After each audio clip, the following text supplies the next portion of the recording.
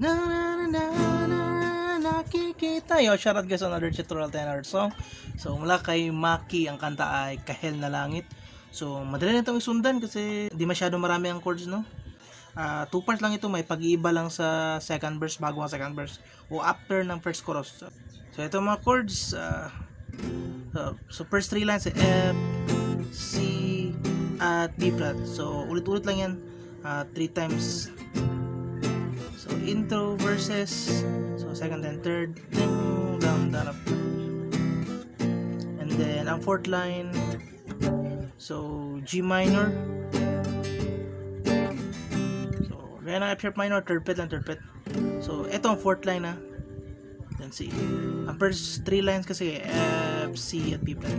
So, play natin the intro. So, 3 times. Then, last line. Hold ng G minor. Third fret and third fret. Then, pasok si Maki yung kanta. Minsan, na, na, na, na. So, repeat lang yun guys, no? Then, yung fourth line.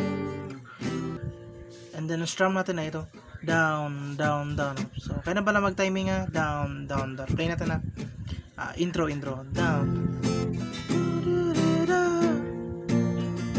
Down, down, down, down, down.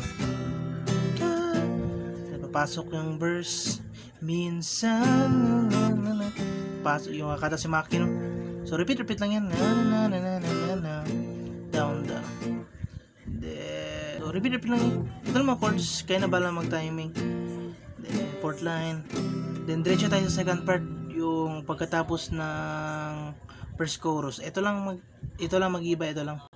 So, play natin na ending ng chorus. Then, end. Yung fourth line. Nagkahel na langit. Then, eto lang mag-iba, no? After ng first chorus, F. Hold ng F. Then B flat. F at C. Then B flat.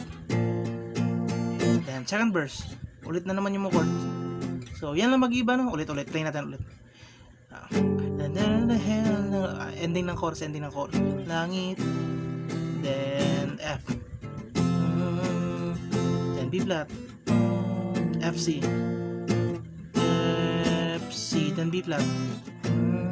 Then pasok ang second verse. Minsan. So, huwag kayong magluwa, no? After ng second chorus yan. After ng first chorus yan. Yan naman ang mag-iba. Na langit. Na.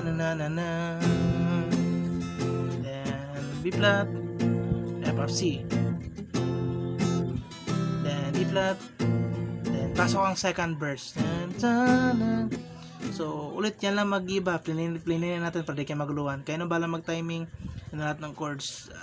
Repeat, pati bridge part. Ito naman chords, 4 lines. Yung last line ay itong G minor C.